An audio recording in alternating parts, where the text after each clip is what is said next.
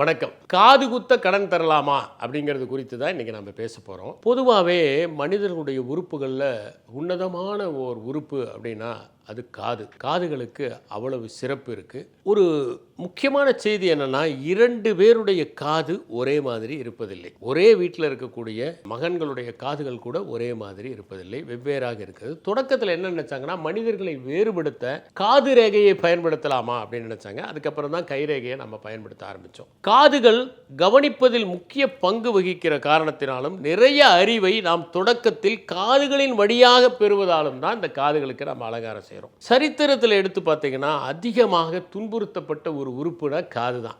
இன்னும் சொல்ல போனால், இந்த காது பல பேருக்கு வெளியவே தெரியுதில்ல, முடியால் கவர் பண்ணப்படுகிறது. ஆனாலும் அந்த காதுகளை நம்ம அலங்காரம் பண்ணுறோம். நம்முடைய காதை பார்த்தா இந்த நுனியில் ஒரு சின்னதாக ஒரு புடைப்பு இருக்கும். இதுக்கு டார்வின் பாயிண்ட்னு பேர். நம்முடைய பரிணாம வளர்ச்சியில் மிச்சம் இருப்பது ஒன்று அந்த டார்வின் பாயிண்ட் அப்படிங்கிறது தான் அந்த டார்வின் பாயிண்ட்டுங்கிறோம். மற்ற விலங்குகளுடைய காதுகளுக்கும் மனிதனுடைய காதுகளுக்கும் இருக்கிற வித்தியாசம் என்னென்னா, இப்போ மானுடைய காதெல்லாம் பார்த்திங்கன்னா இவ்வளோ நீளமாக இருக்கும். ஆனால் அந்த அளவுக்கு நமக்கு இல்லை.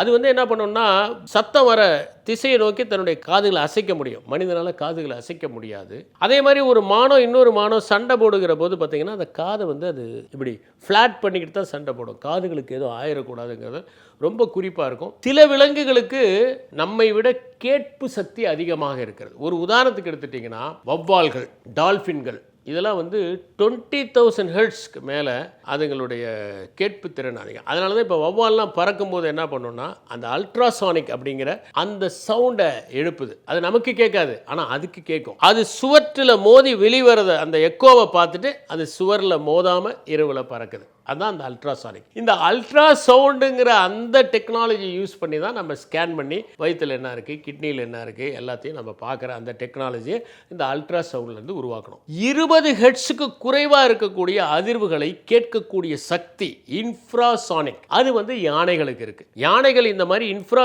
சவுண்ட்ஸை அனுப்பி மற்ற யானைகளை விழிப்புணர்வு கொள்ள செய்வது உண்டு.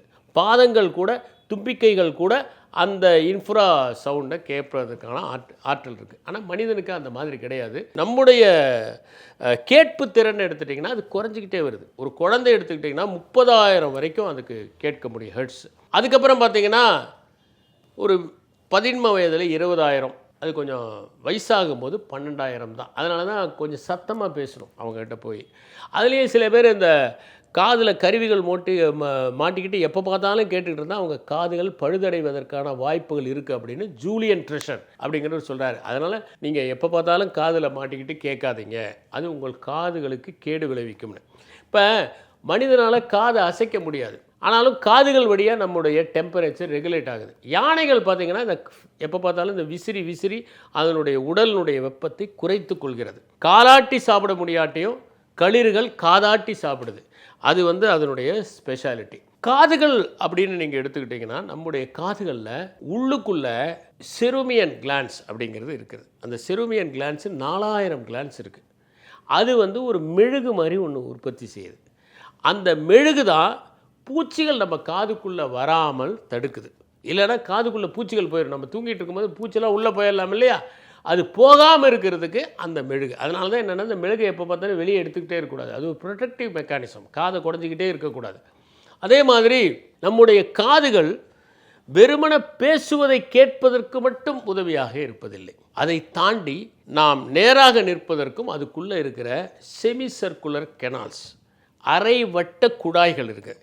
அந்த 3 குழாய்கள் தான் நம்ம நேராக நிற்பதற்கு உதவியாக இருக்குது. அதனால தான் காது கேளாதவர்களுக்கு கூட அந்த நேராக நிற்பதற்கு உதவியாக இருக்கிறது அந்த செமி வட்டத்தில் இருக்கக்கூடியது தான். காதுகளை பொறுத்த வரைக்கும் நிறைய நம்முடைய நம்பிக்கைகள் நிறைய இருக்குது. உதாரணத்துக்கு பெரிய காது இருந்தாக்க அவங்க புத்திசாலி, நல்லா அழகாக கரெக்டாக இருக்கக்கூடிய காதாக இருந்தால் அவங்க ஒரு கன்ஃபர்மிஸ்ட்டு, கொஞ்சம் பாயிண்டடாக இருந்துச்சுன்னா அவங்க ஒரு ஆப்பர்ச்சுனிஸ்ட். இப்படிலாம் நமக்கு நம்பிக்கை இருக்குது. காதுகளை பொறுத்த வரைக்கும் சீனத்திலாம் எப்படின்னா, ராயல் ஃபேமிலிஸில் இருக்கவங்களாம் கொஞ்சம் நீளமான காதுகள் இருக்கணும் அப்படிங்கிற மாதிரி தான் அந்த சித்திரங்கள்லாம் செஞ்சுருப்பாங்க. நம்ம ஊர்லேயும் பார்த்திங்கன்னா இந்த எலாங்கேட்டட் இயர்ஸ் இருக்கிறவங்க அவங்க தான் பெரிய ஞானிகள் அப்படிங்கிற ஒரு அபிப்பிராயம் உண்டு. அதனால தான் பார்த்திங்கன்னா புத்தருடைய சித்திரங்கள், சிற்பங்கள்லாம் பார்த்திங்கன்னா இந்த நீளமான காது இருக்கிற மாதிரி இருக்கும். நீளமான காது இருந்தால் அது ஞானம் அதனால தான் என்னென்னா குழந்தைங்க வந்து ஹோம்ஒர்க்கை தப்பாக போட்டால் காதை பிடிச்சி இழுக்கிறது. அதனால தான் இது கூட சரியாக போட மாட்டியா அப்படின்னா காது வந்து ஒரு விஸ்டத்துக்கு அடையாளம். பிள்ளையாரை வந்து ஞானத்துக்கு அதிபதியான கேது அப்படின்னு சொல்லிட்டு தான் பிள்ளையாருக்கு முன்னாடி இந்த தோப்பு கர்ணம் போடுறதெல்லாம், அந்த காதை பிடிச்சி போடுறது அதனால் அப்படின்னு சொல்கிறாங்க. காதுகள் பொறுத்த வரைக்கும் என்னென்னா அது டெக்கரேட் பண்ணுறதுலையும் இந்த எல்லா பெண்களையும் கூடி ஒரே சமயத்தில் காது குத்துற செரிமோனி சில ட்ரைபல்ஸில் உண்டு. சில இடங்கள்லாம் பார்த்தீங்கன்னா 1 கிலோ வரைக்கும் தொங்குற அளவுக்கு காதில் நகை போடுவாங்க. 10 சென்டிமீட்டர் அகலமுள்ள தோடுகள் போடுற சில இனக்குடிகள் கூட இன்னும் இருக்காங்க. அந்த மாதிரி செய்யக்கூடியதெல்லாம் எகிப்தில் பார்த்தீங்கன்னா அந்த காலத்தில் யாராவது ஒரு பெண் நடத்தை தவறினால் காதை கட் பண்ணிடுவாங்க.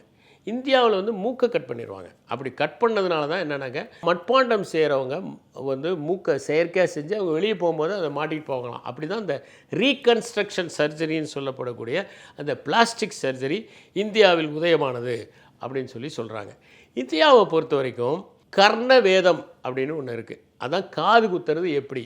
காது குத்துறது எப்படின்னா இது ரொம்ப முக்கியமான ஒன்று. அந்த குழந்தைங்க வந்து கிழக்கு பக்கம் பார்த்து உட்காரணும். ஆண் குழந்தைகளுக்கு வலது காதை தான் ஃபஸ்ட்டு குத்துவாங்க, பெண் குழந்தைங்களுக்கு இடது காது. காது குத்துறதுனால உடல் நலம் சீராகும், அது நல்லது உடலுக்கு அப்படிங்கிற நம்பிக்கை இருக்கிறது. வரலாற்றை புரட்டி பார்த்தால் எப்போ இந்த காது குத்த ஆரம்பித்தாங்கன்னா துல்லியல் ஆய்வுகளை பார்த்தா 7000 ஆண்டுகளுக்கு முன்னாலேயே காது குத்த ஆரம்பிச்சிட்டாங்க. மெசபட்டோமியாவில் பார்த்தீங்கன்னா ஆண்கள் பெண்கள் 2 பேருக்குமே காது குத்தி இருக்கிறாங்க. ஈஜிப்டில் பார்த்தீங்கன்னா அந்த பெரிய அந்த ராயல் ஃபேமிலிஸ் அரச குடும்பங்கள் மட்டும்தான் காது குத்தி இருக்கிறாங்க. அதே கிரேக்கத்தில் பார்த்தீங்கன்னா பெண்கள் காது குத்தி இருக்கிறாங்க. அதே மாதிரி கோர்டிசன்ஸ் அவங்களும் வந்து காது குத்தி இருக்கிறாங்க. ரோமாபுரியில் பார்த்தீங்கன்னா மேட்டிமை குடிகள் மட்டும்தான் காது குத்தி இருக்கிறாங்க. சீனத்தில் காது குத்துறது என்னென்னா அது வந்து மருத்துவ காரணங்களுக்காக, அது நல்லது அப்படிங்கிறத மருத்துவ காரணங்களுக்காக காது குத்திருக்காங்க. இந்த மாதிரி காது குத்துவதற்கு பின்னால் பெரிய வரலாறு இருக்குது. ஒருத்தர் என்ன பண்ணியிருக்காரு, ஒருத்தர்கிட்ட போய் கடன் கேட்டிருக்காரு, கடன் கொடுங்க அப்படின்னு. எதுக்கு அப்படின்னு, இல்லை என் பையனுக்கு காது குத்தணும், காது குத்துறதுக்கு தான் கடன் வேணும்ன்றிருக்காரு. அவரும் கொடுத்துட்டார், 10,000 ரூபா கடன் கொடுத்துட்டார். அதுக்கப்புறம் 6 மாதம் ஆச்சு, 1 வருஷம் ஆச்சு, எப்பவுமே கடன் கொடுக்கல, அவர் திரும்பி கொடுக்கல. உடனே அவர் இந்த உள்ளூர் மக்கள்லாம் கூப்பிட்டு இந்த மாதிரி இவருக்கு வாங்கினார் கடன் திருப்பி தரலன்னு. அப்போ கடன் வாங்கினவர் சொன்னாராம், நான் ஏற்கனவே இவர்கிட்ட காது குத்துறதுக்கு கடன்னு தான் கேட்டு வாங்கினேன், அதனால் இவர் கொடுத்துட்டாரு, நான் குத்துனது என் பையன் காதை இல்லை இவர் காதை தான் அப்படின்னு சொன்னாராம். அதனால் காது குத்துவதற்கு பின்னால் வரலாறும் இருக்கிறது, சில காரணங்களும் இருக்கிறது. நன்றி, வணக்கம்.